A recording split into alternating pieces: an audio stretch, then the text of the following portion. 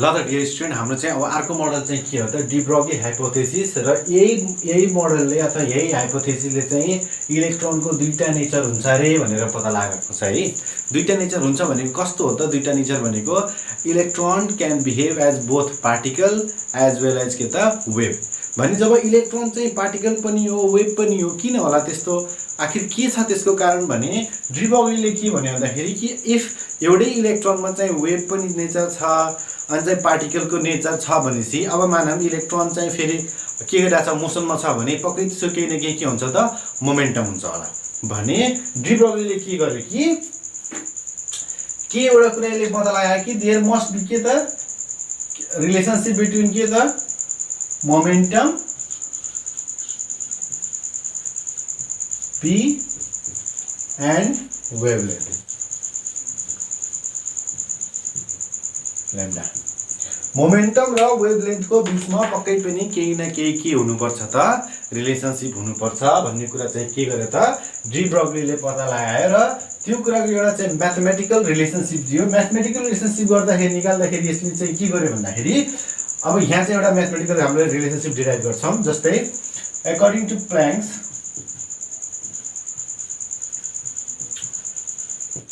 अनुसार के हुन्छ त energy equal to h nu equation 1 मानौँ। त्यस्तै अब हाम्रो चाहिँ हिरो चाहिँ आइन्स्टाइन हैन आइन्स्टाइनको अनुसार के छ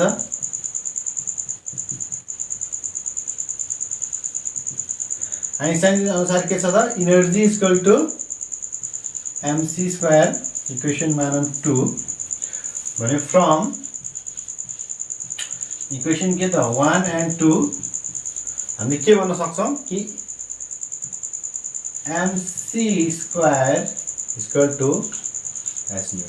है किनभने यो भनेको e भयो इक्वल भएन। अब हामीले एउटा कुरा के चाहिँ थाहा छ mc square equal to h nu. अब यो जुन न्यू को भ्यालु छ त्यसलाई हामीले c बाइ लैम्डा पनि भन्छ है किनभने न्यू इक्वल टु के हुन्छ त c बाइ लैम्डा भनेको फ्रिक्वेन्सी हो। फ्रिक्वेन्सी भनेको के हुन्छ त भेलोसिटी अपन चाहिँ के त वेभलेन्थ भने अब यो c जाने पर्यो र यो लैम्डालाई मैले उता लगाए भने के हुन्छ lambda equal to h by के त mc ल यो मानौँ रिलेसनसिप चाहिँ के भन्छ इक्वेसन 3 र यही lambda equal to h by mass into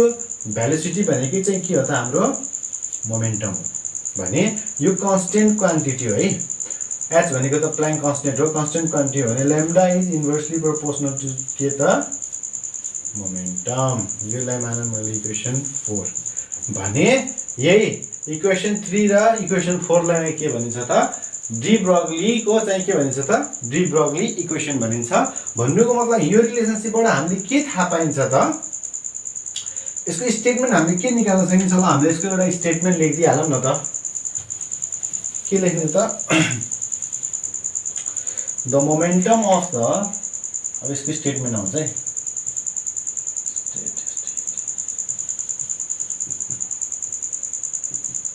the momentum of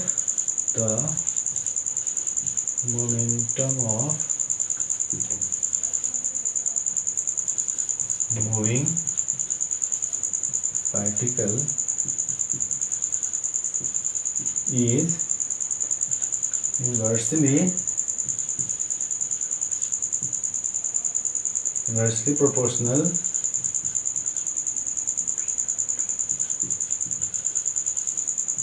to its के त wavelength taking प्ल्याङ्क कन्स्टेन्ट हामीले यहाँ चाहिँ के राखेका छौँ त कन्स्टेन्ट राखेर है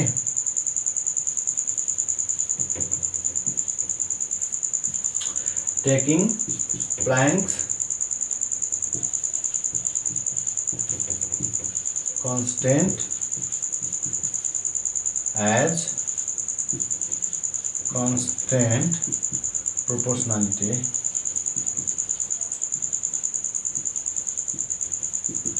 constant proportionality गर्यो भने यसको स्टेटमेन्ट के होला कि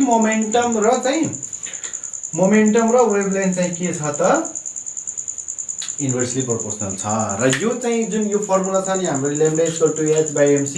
यो अलमोस्ट चाहिँ एकदमै जस्ट कमन भइहाल्यो एकदम जनरल एउटा रिलेसनशिप हो हैन र यो चाहिँ सबै पार्टिकलको लागि चाहिँ के छ त एप्लिकेबल छ भनेर चाहिँ ब्रोग्लीले भन्न खोजेको थियो है तर चाहिँ त्यस्तो छैन फेरि है इन एक्चुअल यो चाहिँ कसको लागि मात्र एप्लिकेबल छ स्मल पार्टिकलको लागि मात्र एप्लिकेबल छ लार्ज पार्टिकलको लागि एप्लिकेबल छैन किनभने हामीसँग पार्टिकल अगर लार्ज भइराछ भने चाहिँ मास जसको एकदम धेरै छ भने पक्कै पनि त्यसमा हाम्रो चाहिँ वेभलेन्थ हुँदैन जसको चाहिँ वेभलेन्थ नै हुँदैन त्यसमा चाहिँ अब हाम्रो त्यसलाई हामी वेभ भन्न पाइदैन के भनेपछि अब यो कुरा चाहिँ के भयो भन्दाखेरि यो रिलेसनशिप चाहिँ कसको लागि एप्लिकेबल छ त्यो कुरा चाहिँ के गरेर त डिब्रोगलीले के पत्ता लगायो भने कि this is only applicable for the के त स्मलर पार्टिकल लाइक के त proton neutron and electron but it is not applicable for the के त लार्ज पार्टिकल ल चाहिँ कन्सिडर गर्दिन त हामीले एउटा लार्ज पार्टिकल कन्सिडर गरौँ न लार्ज पार्टिकल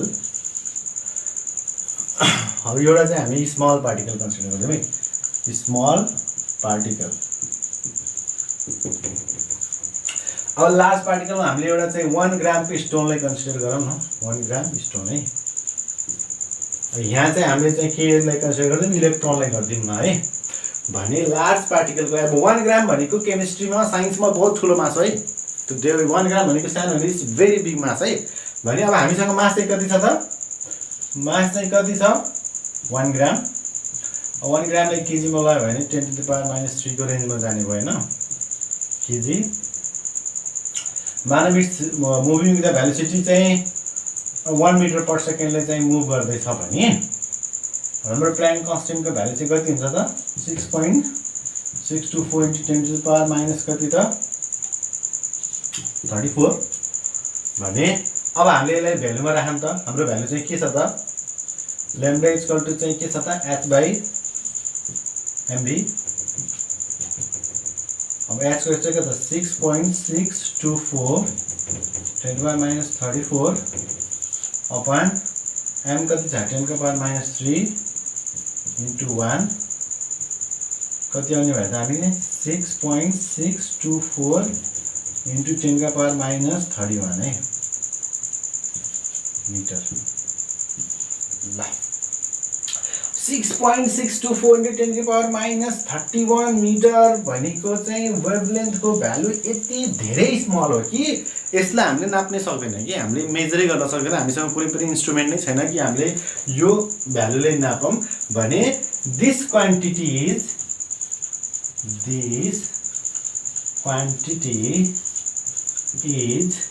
सो स्मल है we cannot measure it with any instrument hence it has no physical significance है केही फिजिकल सिग्निफिकेन्स नै भएन अरे कि अब नाप्नै सक्दैनौँ हामीले यो भ्यालुलाई भने यसको फिजिकल सिग्निफिकेन्स नै छैन भने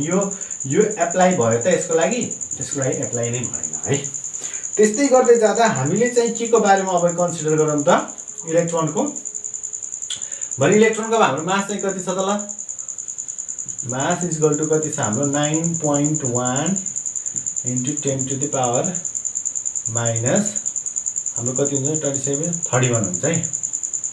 31 केजी अब मानव यो चाहिँ रिभल्भ भइरहेछ विथ भेलोसिटी कति छ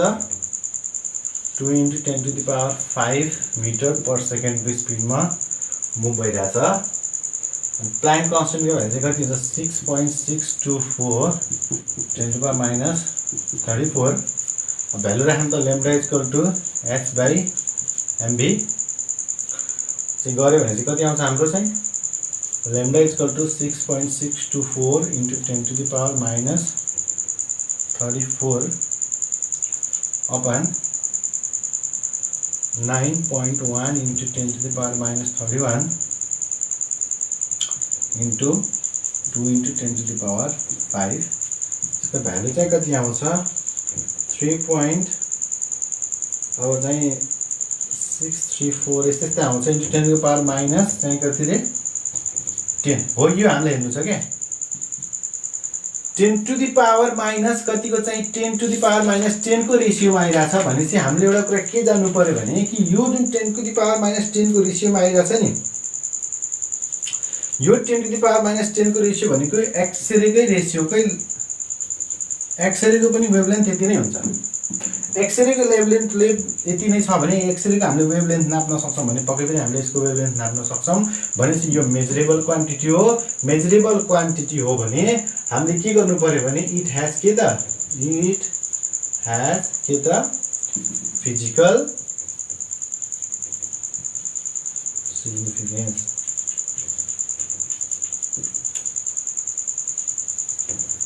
भने यो चाहिँ स्मल पार्टिकलको लागि यो जुन फर्मुला चाहिँ एप्लिकेबल छ लार्ज पार्टिकलको लागि यो चाहिँ एप्लिकेबल छैन यही नै हो के त डी ब्रोग्ली हाइपोथेसिस अब चाहिँ हाम्रो नेक्स्ट मोडल चाहिँ के आउँछ त हाइजेनबर्ग अनसर्टेनिटी प्रिन्सिपल र यो च्याप्टर भरिको जति पनि हामीसँग मोडल छ सबै मैले यहाँ लिंकमा राखिरहेको छु त्यहाँ जाने सबैले मजाले हेर्ने र भिडियो लेन्दी हुन्छ कि मेरो किनभने त्यस्तो पुरा मजाले खोलेर पढाइरहेछ भने भिडियो लेन्दी हुन्छ भने प्लिज स्किप नगर है तिमीहरूले स्किप गर्यो भने काम छैन है आई मिन कसैले सरहरूले पनि देख्दै हुनुहुन्छ भने प्लिज अब बच्चाहरूले स्किप गर्न भन्नु होला भिडियोलाई यति पनि ल थ्यांक यू अब हामी नेक्स्ट भिडियोतिर लागौँ है।